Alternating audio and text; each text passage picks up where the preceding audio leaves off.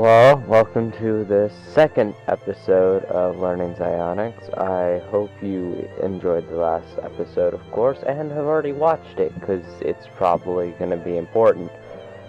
We're going to be going over systems in general terms, or if you want a simpler go-over of everything we'll be covering, we're just going to be covering terms. Now, I will note, this is not every term used in Zaionics. It's only some terms that I find will be important for when you just start learning. Later on, you will learn about more terms as we go through, and they'll probably be much more complex topics when we get to them.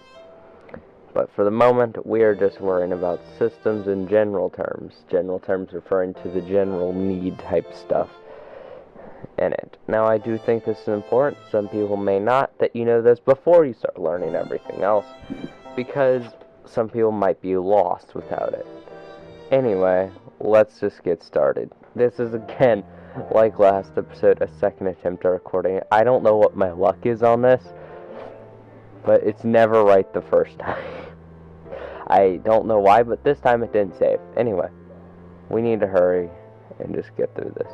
Let's start with systems. Now, I'm going to be trying to cover this as fast as possible because I have like 30 minutes. And I don't want to make a 40-minute long video. So, let's try and do this quick. Systems. Now, not every system is the same thing, so let's cover the two types of systems first. You have calculation systems. A calculation system is not a value system, instead it is a method of calculating different operations, problems, functions, or similar things, and defines what those are. So, a calculation system is, again, to make it easy to understand, is like math and Zaionics. Okay, there you go. Value systems are groups of values that define rules. How it defines them is specific to each one. Okay, so this is like positive values or numbers, depending on how you think about it, negative values and numbers and stuff like that. You know, your value system. Numerical systems is a type of value system, a category, you could say. A numerical system is a group of values that defines rules that work based off a line where one value is greater than or less than another value. Later on, we'll tell you how to define these, but for now, we're just going to leave it at that. And it's easy to get a lot of these confused, so try and hold with me. A conceptual system is a group of values that defines rules that work based off a concept or idea and includes values that fit that concept or idea. Okay, so this is just like an unordered assortment of objects that all fall under one coherent category. Alright, now let's go to a conceptual numerical system. A conceptual numerical system is a group of values that defines rules that work based off a concept or idea and forms a line of values being greater than the result. So it has to fall under a specific category of like rules and concepts, and then it'll form like a number line out of it. This is like your imaginary numbers, okay? It's you can form somewhat of a line out of it, but that is only after, like, how do I say this? You can only form this line after you make concept of what they come from, and it's like the rules behind it, which is how you get them. Anyway, next is loop systems. These are quite important. A loop system is a group of values that defines rules based off a loop of values, meaning the best way to write it out is with a ring with the values on it. This is kind of like a clock, you know, it's a loop system. You're going to go back around. Some might call it a numerical loop system, as you can express it as numbers and not just as a loop. But I prefer just to say that it is just a loop system, because it still falls under a loop system better than numerical system. Anyway, next you have assorted systems. An assorted system is a group of values that defines rules based off arbitrary means and is normally a seemingly random group of values. This is like, you know, you go into your old toy box looking for those memory toys. You grab a bunch of assortments of things you really don't need and don't think are that important, and you just basically form a group of things you can do with those. There you go. You now have an assorted system where all those rules are defined as signs and stuff with it, and the things, the numbers or what values within it are those objects. This is an assorted system. It's completely random means. There's no category it requires to fit. And it doesn't have any system to go by. So this is the assorted system. Now that we've covered... Alright, now let's get into the general terms. Numbers. This is an important one to know the difference between numbers and values. More specifically, last video we kind of touched on it. So you might want to look at that. But, let's see. A number is a value that follows a numerical system. Or a conceptual numerical system is still technically a number. It just has to have numerical law system to it. Normally used to refer to a mathematical number, which is in a group or set for numbers. Okay, so it's just generally referring to mathematical idea of numbers and stuff like that. So number can refer to multiple things, but generally it's just a mathematical number. But it can also be used to refer to a value in a numerical group, a numerical system, I mean. Anyway, values. A value is a concept that is defined for use in calculations. Some are in numerical systems, some are in conceptual systems, other are neither, instead are in another value system. So just giving you kind of examples of different systems of values. And for something to be a value, it has to be in a system. What that system is not really defined. Like, it can be in basically any type of system. It doesn't matter, and it's still a value, as long as it's in a system and is defined for calculations in some way. You can't have a value that's just isn't in a value system, so it doesn't fall under some group of rules. This would be kind of like an assorted value system where it's the only thing, and there's no rules defining what it can do. So it's just kind of a loose value type things like this can't exist because that means the value doesn't exist. You might want to express this simply as void, but it's technically not void, as void does have some defined rules to it. Cool.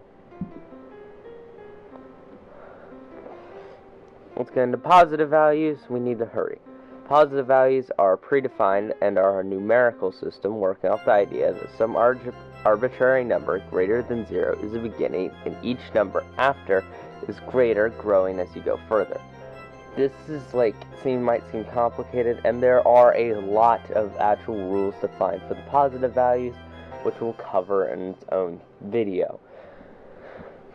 But simply, if you want to go into it, this is what a positive value is. It's just some number greater than 0. And you might not I don't actually like using the term 0 too much. So another term used instead is not 1 without 1. Is 1 decreased by 1 is another concept, because this is the concept of a number at 0. So saying 1 without 1 is actually a bad use of it.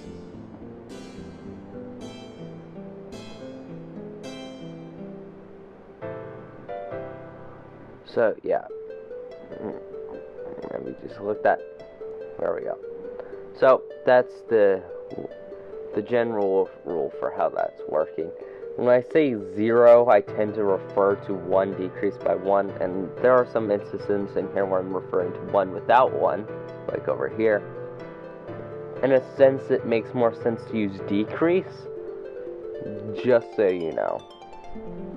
Okay, so we're gonna act like these are all decreased by instead of without, because without would actually create void, and void's gonna be a problem, because 1 without 1 is the definition of void.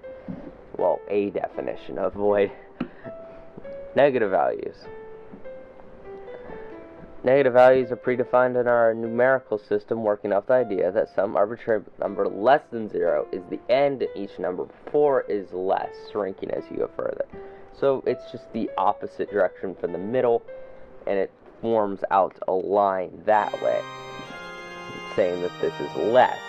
It's an interesting concept, as it reverses the concept of a positive value pretty steadily. There's actually lots of rules and stuff defined for how the negative values work and how they should be handled. A lot of things are defined in terms of these two, so you have to be careful. A lot of values as systems have to define their own rules for signs due to this.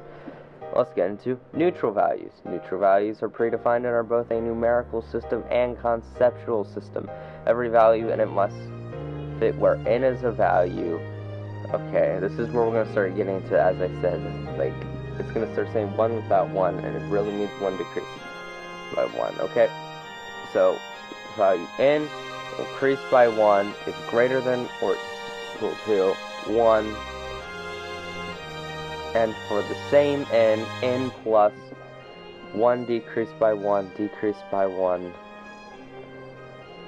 is less than or equal to 1 decreased by 1 decreased by 1. The numerical system part comes in where the order for it is how far from 1 you are, and n plus 1 is greater than 1. Is greater than or equal to 1. This gives the neutral values unique properties. Now, this definition is a little strange, as you might come to the conclusion, what if it went a different distance in both directions? It's an interesting concept, but you'll see that the neutral values have rules going against that if you get more into specifics. Again, we'll probably have a video on that in the future. Alright, now let's go on to anti-neutral values. What the?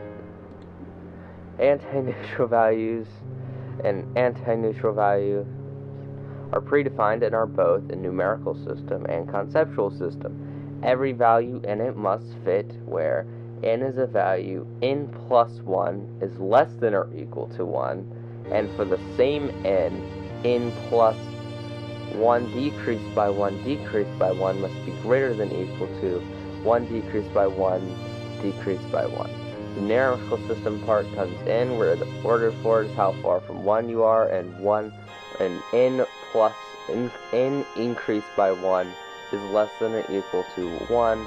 This gives the anti-neutral values unique and sometimes hard to work with properties. Now, if you're wondering what these signs mean, you will learn more about them in the next episode, so just stay tuned for that if you want to know what they mean.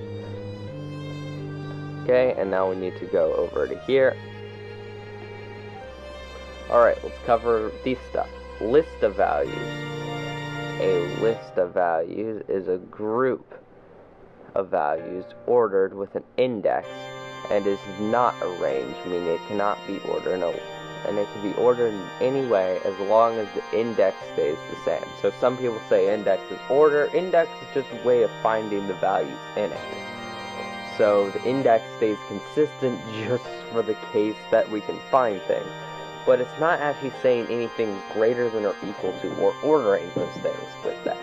That is what a range of value does, which doesn't actually have an index here. A range of values is a group of values with a specific order used to indicate size from least to greatest. So it's just about order from least to greatest, not about finding those values in there. And this is important concepts. Ranges versus list of values will come up a lot, and you'll see that a lot of things just refer to both. The simplicity of it, but they are different, and you'll have to know when to use which, because they are like written differently. You notate them differently. Indexes. An index is a positive value without a decimal used to find a value in a list of values. Now, a decimal is an interesting concept here, as the definition for it isn't given, so there's no term for it here or anywhere really.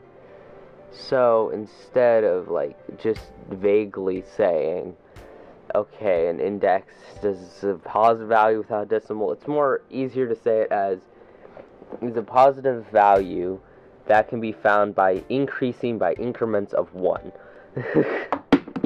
As it is not actually defined what a decimal is in Zaionics, but you should know from math what a decimal is generally. Anyway, vague values. A vague value is a value that can be calculated as more than one value. This is like in math, there are tons of instances where vague values show up, and because mathematicians don't like vague values, they basically ignore the existence of vague values, which isn't exactly fair in my opinion, but it's respectable because they don't make much sense in a lot of cases. Let's take a case, log base 1 of 1. you might notice what happens here. You can get pretty much any real number will fulfill, I think all the real numbers actually fulfill this argument. So what do? Well, that would literally mean that the answer you get in Zaionics would just be that exact statement. It can be any of these, so we're just going to create a value that can be any of these, and that creates a vague value, because it's vague what it is. So that is an important concept to get used to, and it's going to be a pain to calculate with it.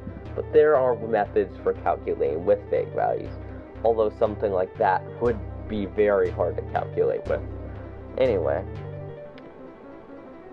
variables. A variable is a code